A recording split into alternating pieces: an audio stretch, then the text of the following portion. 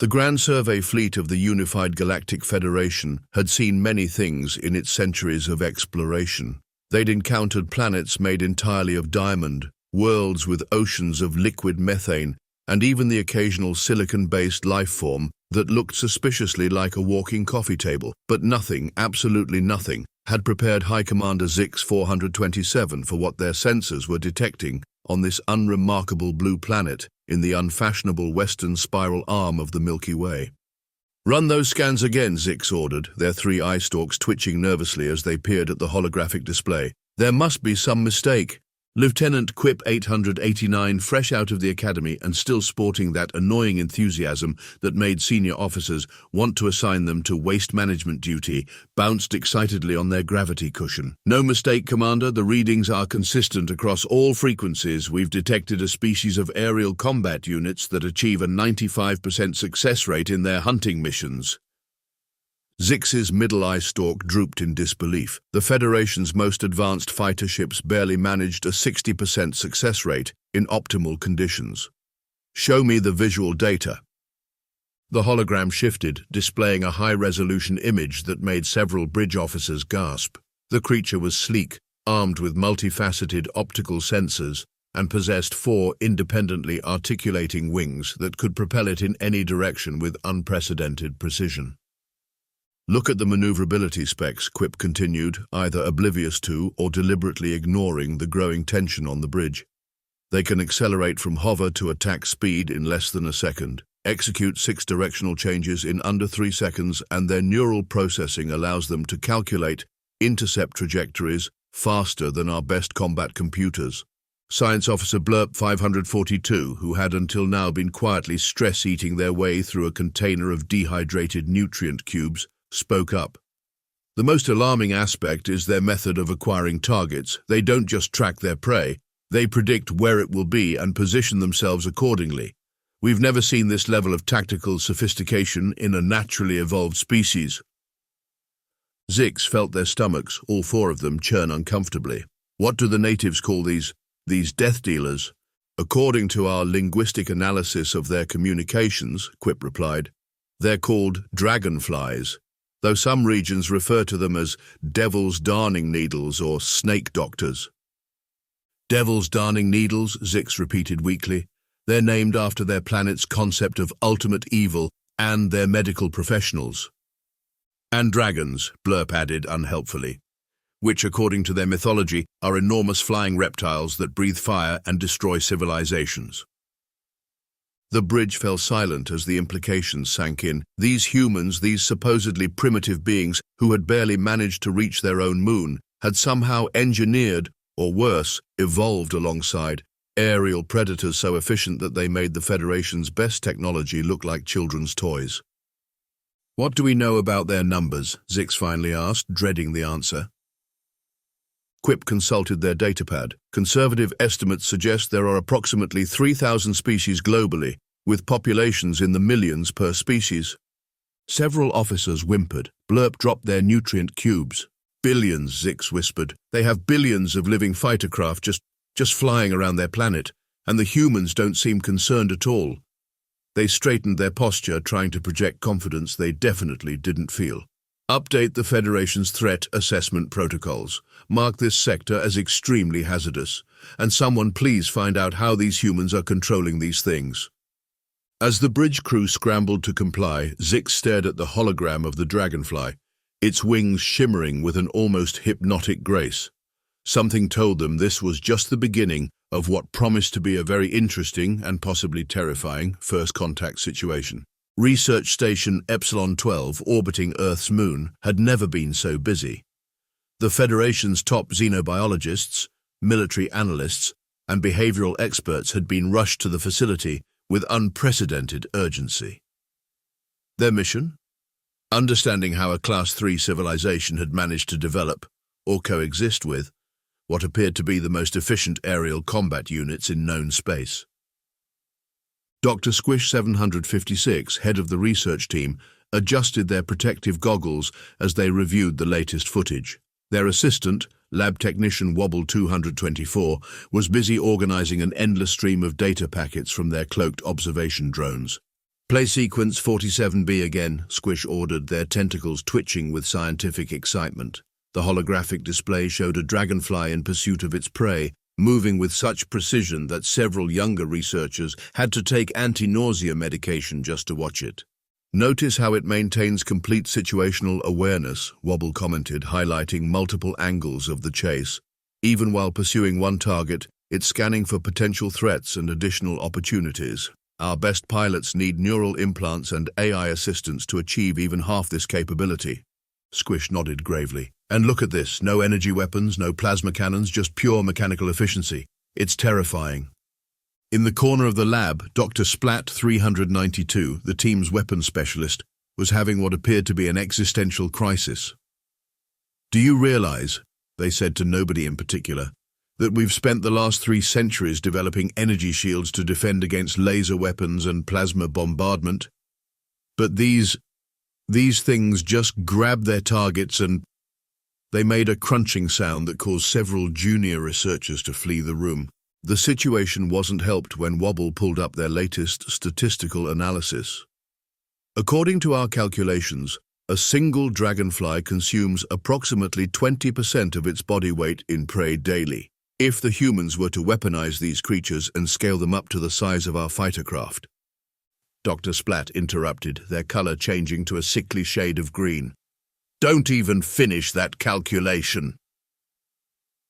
But the damage was done. The research team's collective imagination had already conjured images of human-controlled, battleship-sized dragonflies prowling through space, hunting down Federation vessels like so many helpless insects. The tension in the lab was briefly interrupted by the arrival of Professor Gurgle, 867, the team's expert in human psychology. They burst into the room, waving a datapad frantically. You won't believe what I've discovered, they announced. Humans keep these creatures in their gardens. They even build special pools of water to attract them. They're actively encouraging the propagation of these killing machines. Squish's protective mucus layer began to secrete stress bubbles. That's impossible. No rational species would... Oh, it gets better, Gurgle continued, either not noticing or choosing to ignore their colleagues' distress. They let their offspring chase them for entertainment. They call it summer fun. The room erupted into chaos. 2 researchers fainted, one tried to submit their resignation on the spot, and Dr. Splat began stress molting, leaving a pile of iridescent scales on the floor. Wait, Wobble called out, their voice cutting through the panic. I've found something else in the human data networks.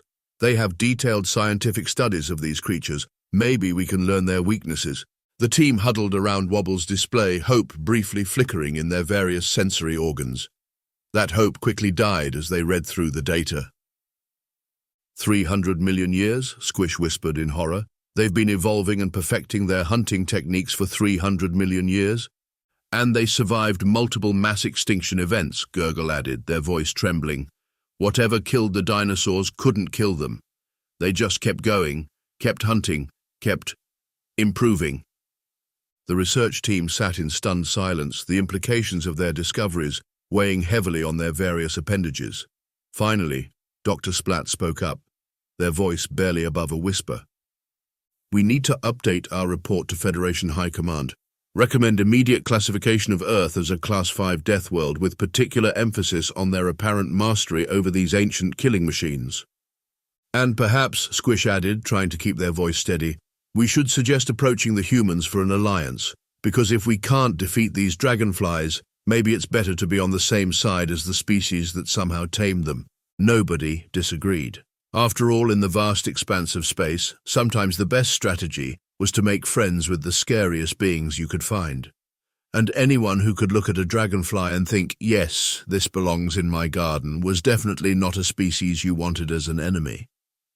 The Federation War Council chamber hadn't seen this much activity since the Great Space Slug migration of 2847. High-ranking military officials from 17 different species packed the room. Their various appendages, tentacles, and sensory organs all focused on the holographic display at the center. Supreme Admiral Thunk 001 stood before them, their ceremonial armor plates clicking nervously as they prepared to deliver what might be the most important military briefing of their career. Esteemed colleagues, they began, what you're about to see will fundamentally change our understanding of aerial combat capabilities. Lieutenant Quip 889, begin the presentation. The eager lieutenant bounced forward, still maintaining that annoying optimism despite the gravity of the situation. The hologram shifted to show a side-by-side comparison of a Federation battlecruiser and a Dragonfly. As you can see, Quip explained, while our ships require a minimum turning radius of 300 meters, these Earth aerial units can reverse direction in less than their own body length. Our best ships have a reaction time of 0.3 seconds, these creatures 0.05 seconds. A collective groan echoed through the chamber. General Squawk 476 of the Avian Division slumped in their perch. Our entire combat doctrine is based on superior maneuverability. How can we compete with that? It gets worse, Quip continued, their enthusiasm somehow still intact. Watch this simulation of their hunting pattern compared to our standard attack run. The hologram showed 2 attack sequences. The Federation ship followed a predictable, calculated approach vector. The Dragonfly's path looked like someone had given a quantum computer a sugar rush and asked it to draw with lightning. Admiral Blob 723 of the Aquatic Forces oozed distress from their pores. Those movements shouldn't even be possible. They violate at least 3 laws of aerodynamics. Actually, Quip corrected, they've discovered what we're now calling Earth pattern aerodynamics. Apparently, nobody told these creatures they weren't supposed to be able to fly like that, so they just do it anyway. The room erupted into arguments. Several officers demanded immediate budget increases for their departments. Others began drafting resignation letters. Supreme Admiral Thunk 001 raised all 3 of their arms for silence. There's more. Show them the swarm footage. The hologram shifted to show thousands of dragonflies moving in perfect formation across a lake. The recording lasted only 30 seconds, but by the end, 4 council members had to be revived with smelling salts. Our ships require extensive training and complex AI systems to achieve formation flying, Thunk continued.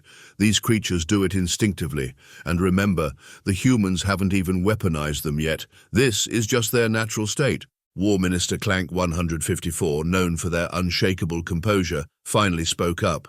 What are our options? Could we adapt our shield technology? Quip pulled up another diagram. Our current shields are designed to stop energy weapons and physical projectiles. These creatures' attack method involves... They paused, checking their notes. Grabbing their prey and eating it while still flying. We have no defense against being eaten. The chamber fell silent except for the sound of someone quietly sobbing in the back row. I propose, Thunk announced, that we immediately begin development of anti-mastication force fields. Additionally, all ships should be equipped with insect-scale threat detection systems and... They were interrupted by General Squawk, who had finally regained their composure. Or we could just not antagonize the humans, perhaps focus on peaceful diplomatic relations. The suggestion hung in the air for a moment before the entire council unanimously voted to approve the largest peacekeeping budget in Federation history. As the meeting adjourned, Supreme Admiral Thunk caught Lieutenant Quip still studying the Dragonfly holograms with fascination. Still excited about all this, Lieutenant? Oh yes, Quip replied. Just think, if their casual garden predators are this advanced, imagine what their actual weapons must be like. Thunk made a mental note to transfer Quip to the diplomatic corps. Clearly, anyone this optimistic about facing death was better suited for negotiations than combat. The Federation's stealth observation network around Earth was the most sophisticated surveillance system ever deployed in galactic history. Hundreds of quantum-cloaked satellites maintained constant vigilance, their advanced sensors focused on documenting what the Federation now classified as Priority Threat Species Alpha, the Dragonflies. On Stealth Platform 01, Observer Twitch 663 was beginning their standard shift rotation when the first anomaly appeared on their screens. Control, are you seeing this? Twitch's voice cracked as they transmitted the feed. Subject Delta 7 just executed a quadruple barrel roll while maintaining a perfect targeting lock on its prey. Chief Observer Blink 925 floated over to the monitoring station, all 7 of their eyes widening in sequence. How many G-forces was that maneuver pulling? Our instruments topped out at 12 G, Twitch replied. and the subject showed no signs of strain. In fact, it appeared to be enjoying itself. Across the observation network, similar reports were pouring in. On Platform 03, observer Jitter 445 was documenting what they termed synchronized hunting behaviors. Groups of dragonflies coordinating their attacks with the precision of trained fighter squadrons. "Look at this formation," Jitter exclaimed to their colleague, observer Sheikh 332. "They're using pincer movements. Since when do insects understand tactical warfare?" Sheikh, who had developed a nervous tic in their third appendage since being assigned to Earthwatch, pulled up historical data. According to the archives, they've been perfecting these techniques since before the dinosaurs went extinct. They probably invented pincer movements before our ancestors invented fire. The situation reached a new level of tension when Platform 07 captured footage of a dragonfly nymph, what the humans casually referred to as babies, hunting underwater. "They're amphibious," screamed observer Quiver 554, their report marked with multiple panic priority markers. "The killing machines can operate in multiple environments, and their juvenile forms are even more aggressive than the adults." Chief Observer Blink had to call an emergency meeting to address the growing hysteria among the observation teams. The gathering, held virtually to maintain stealth protocols, quickly devolved into a support group session. "Yesterday," Observer Fidget 778 shared, their voice trembling, "I watched one catch and consume its prey in 0.32 seconds. The entire attack sequence from target acquisition to digestion was faster than our best combat computers can even process the data." "That's nothing," Jitter countered. "I've been tracking a specimen that maintains an 87% success rate in high winds. Our ships can barely achieve 30% accuracy in ideal conditions." Observer Twitch raised a tentacle. "Has anyone else noticed they seem to be watching us?" The virtual meeting fell silent. "Impossible," Blink declared, though their confidence sounded forced. "Our quantum cloaking technology is perfect. Nothing can detect these platforms." "Then explain this," Twitch said, sharing a new video feed. It showed a dragonfly hovering precisely at the location of a cloaked sensor array, all four wings moving in what appeared to be a taunting wave. The observation team's collective panic was interrupted by an incoming message from Federation High Command. Orders were being updated. In addition to monitoring dragonfly activities, they were now required to document any signs that humans were attempting to scale up or weaponize these creatures. "Look on the bright side," Observer Sheikh offered weakly. "At least the humans don't seem to realize what they have. They just let these things fly around their gardens like they're harmless decorations." "That's what worries me," Quiver responded. "Either they're incredibly naive, or they're so powerful that they don't consider planet-wide swarms of hypersonic predators a security concern." The observation continued, with each new day bringing fresh reasons for anxiety. They documented dragonflies hunting in rain, in shine, at dawn, and at dusk. They recorded their precise flight patterns, their social behaviors, and their territorial disputes, which looked suspiciously like military training exercises. After 3 months of continuous surveillance, Chief Observer Blink compiled their findings into what would become known as the Approach with Extreme Caution report. Its conclusion was simple but chilling. Earth's dragonfly population represents an entirely new paradigm in aerial combat capability. Their natural abilities exceed our most advanced technology in every measurable metric. Most concerning, however, is the humans' complete nonchalance regarding these creatures. Any species that can evolve alongside such efficient predators and consider them mere garden features must possess capabilities far beyond our current understanding. Recommendation: classify Earth as a restricted zone. Any diplomatic contact should be conducted with the assumption that humans have access to military technology far more advanced than the biological weapons they allow to freely roam their planet. Personal addendum: request immediate transfer to deep space observation duty, preferably in a sector far, far away from Earth. The report was transmitted to High Command with the highest priority marking. Several observers then submitted requests for extended mental health leave, citing recurring nightmares about being chased by iridescent wings of death. Meanwhile, on Earth, a dragonfly caught a mosquito, and somewhere in the quantum-cloaked observation network, an alien fainted. The United Nations Assembly Hall buzzed with excitement on humanity's first official contact day. Representatives from every nation gathered to meet the alien delegation from the Unified Galactic Federation. Nobody expected the first question from the aliens to be about bugs.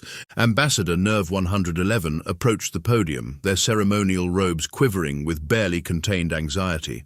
They had been chosen for this mission due to their exceptional diplomatic record and their ability to maintain composure in high-stress situations. That second qualification was being severely tested.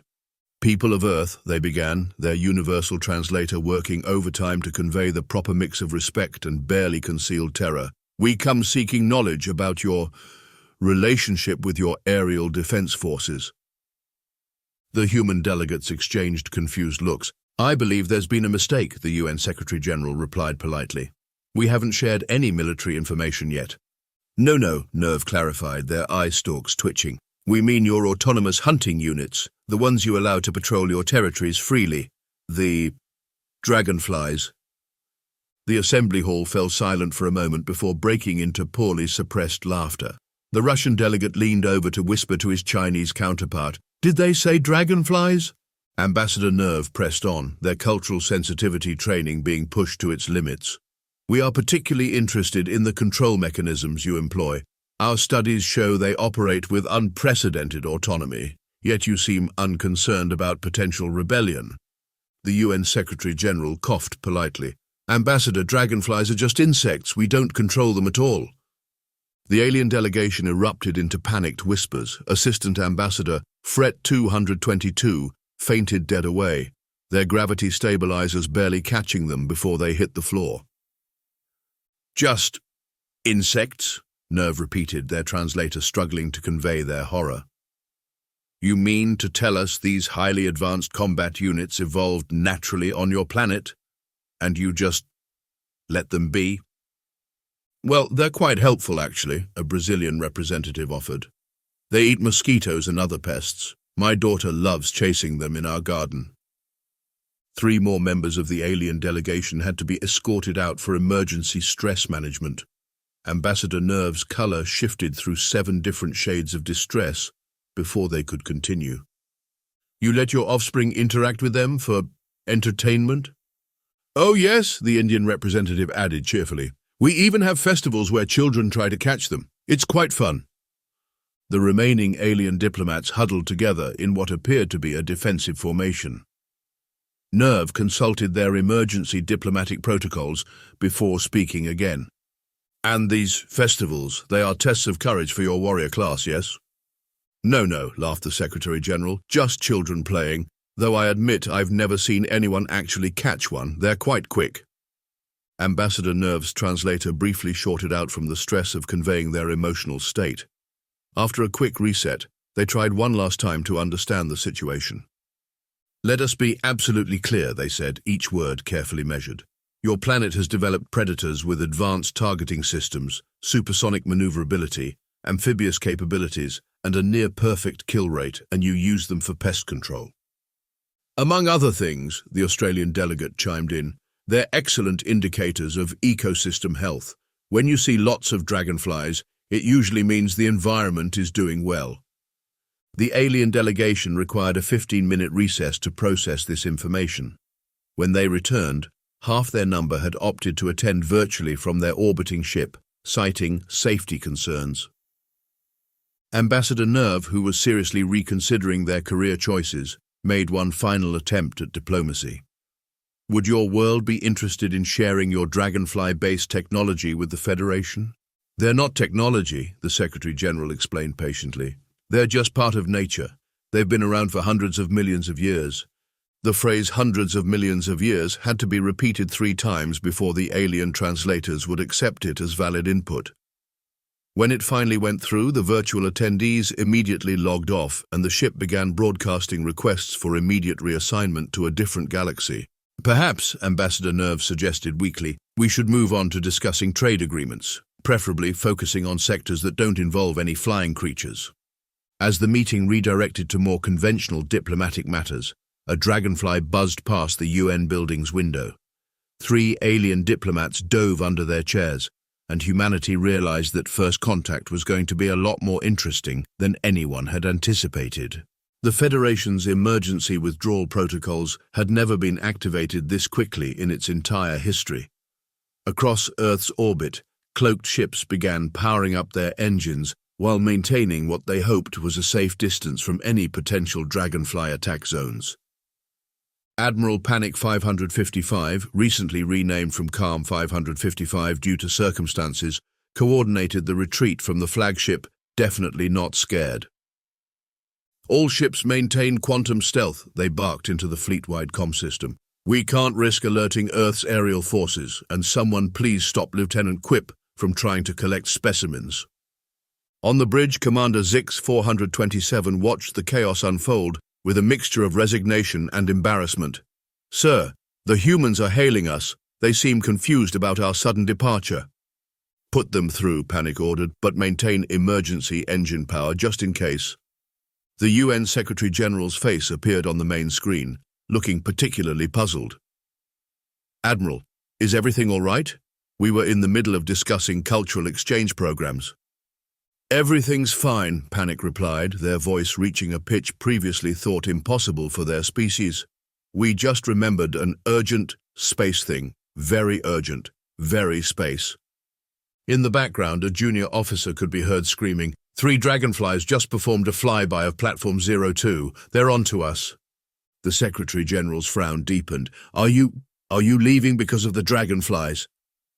Nonsense, Panic squeaked while simultaneously signaling the engine room to increase power. We simply have great respect for your obviously superior military capabilities and wish to maintain appropriate diplomatic distance. Meanwhile, on Earth, the truth was finally dawning on human officials. An emergency meeting was called at the UN where a junior entomologist was trying very hard not to laugh while explaining the situation. So let me get this straight, the US representative said, pinching the bridge of his nose. The most advanced alien federation we've ever encountered is terrified of bugs? Not just any bugs, the entomologist corrected, barely maintaining composure. They apparently think dragonflies are some kind of biological superweapon we've engineered.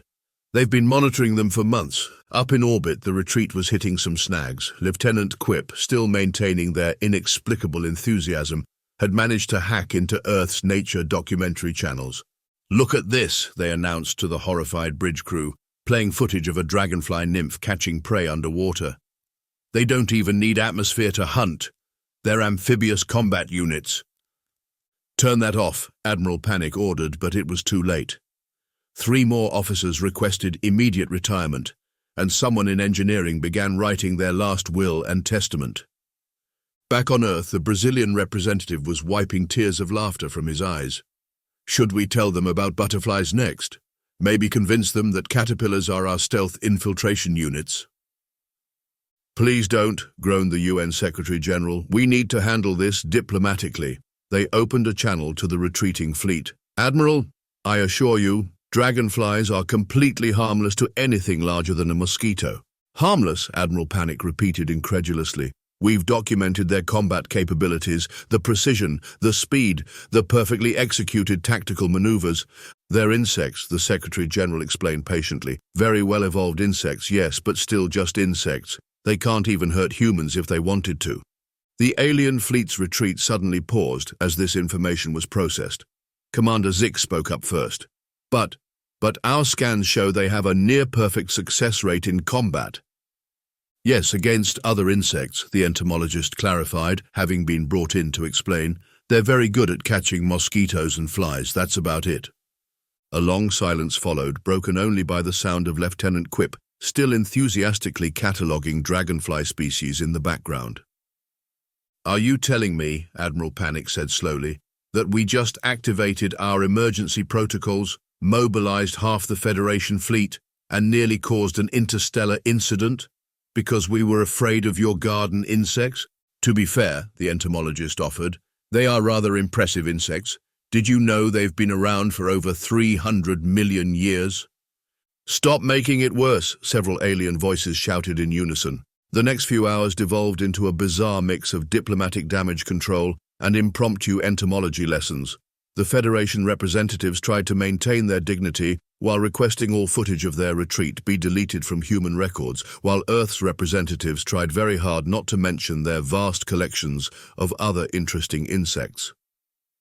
Lieutenant Quip, meanwhile, had started a petition to establish a dragonfly observation research station, arguing that any species that can evolve natural targeting systems that precise must have other amazing capabilities we could learn from. Admiral Panic seriously considered leaving them behind on Earth. They'd fit right in with the humans' apparently casual attitude toward living alongside supersonic predators. As the situation finally began to calm down, a butterfly drifted past one of the ship's external cameras. 3 alien officers swore they saw it wink at them, and a new round of panic began. 2 weeks after the Great Dragonfly Panic of 2024, the Federation Council convened an emergency session to revise their first contact protocols. The main conference room aboard the Federation flagship had been specifically chosen for its complete lack of windows, a detail much appreciated by the still jittery representatives. High Commander Zix 427, now officially in charge of Earth relations, a position everyone else had mysteriously declined, stood before the Council with their final report. After extensive research and extremely embarrassing revelations, they began, we have confirmed that Earth's dragonflies are, in fact, just very good at being dragonflies. They are not, as previously suspected, highly advanced biological weapons. Admiral Panic 555, who had formally requested to change their name back to Calm 555 but was denied due to historical accuracy, raised an appendage. But what about their combat capabilities? As it turns out, Zix continued, their eye stalks twitching slightly, we may have overestimated certain aspects of their military potential. Yes, they have impressive maneuverability, but they use it primarily to catch mosquitoes, not to engage capital ships. Lieutenant Quip 889, who had somehow managed to get themselves appointed as Earth's wildlife ambassador, bounced excitedly in their chair. But think about the engineering applications. We've already started redesigning our fighter ships based on their wing mechanics. Yes, thank you, Lieutenant, Zix said hurriedly before Quip could start another 3-hour presentation about dragonfly aerodynamics. The point is, we need to establish new protocols to prevent future misunderstandings. The Council Secretary began recording the new guidelines. Federation Directive 427B, the Dragonfly Protocols. 1. All species must be evaluated within their ecological context. 2. Size matters. If it can be caught in a jar, it's probably not a superweapon. 3. Just because something is good at hunting doesn't mean it's hunting you. 4. The presence of efficient predators in gardens may indicate gardening, not military activity. 5. Lieutenant Quip is no longer allowed to name Earth species. Murder jets and nature's dogfighters are not acceptable scientific classifications.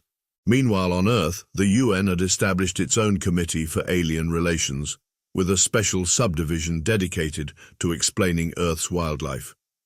They'd already prepared information packets about bees. No, they're not precision-guided missiles. Spiders, the webs are not tactical networks. And cats. Yes, they really do knock things off tables for fun, not combat training. The Federation Science Division, led by Dr. Squish 756, had pivoted from panic to fascination. They'd published several papers about Earth's evolutionary arms race, though most still included too many exclamation points to be considered properly academic. Professor Gurgle 867 had established a new field of study, comparative threat assessment psychology, or why did we think garden insects were going to conquer the galaxy? The first conference was scheduled for next year, assuming they could find a venue willing to install anti-dragonfly netting to calm the attendees. Dr. Splat 392 had retired from weapons research and opened a butterfly sanctuary, claiming it was exposure therapy. They still flinched whenever anything flew past, but they were making progress. Observer Twitch 663 submitted their final observation report, which became required reading at the Federation Academy. In conclusion, while Earth's dragonflies remain impressive examples of evolutionary optimization, they do not, as previously feared, represent a threat to galactic peace. However, we recommend maintaining a healthy respect for any planet whose inhabitants look at one of the most efficient aerial predators ever evolved and think, oh, how pretty. These humans might be more formidable than we initially suspected. just not for the reasons we thought. The report's appendix, authored by Lieutenant Quip, included 15 proposals for joint human-alien dragonfly research projects, a petition to declare dragonflies the official mascot of interstellar cooperation, and a request to rename their ship the Dragonfly's Friend. As the council session concluded, High Commander Zix made one final announcement. By the way, the humans have invited us to something called a bug-catching festival next summer. Attendance is strictly voluntary. The room emptied in record time. Back on Earth, a dragonfly zipped past a garden party, catching a mosquito with its usual precision. A young child clapped in delight, while somewhere in orbit, a Federation sensor operator flinched out of habit, then tried to play it off as a sneeze. Some lessons, it seemed, would take a while to unlearn. And Lieutenant Quip? They were last seen explaining to a horrified Federation ethics committee why humans should be allowed to keep pet tarantulas. But that's another story entirely.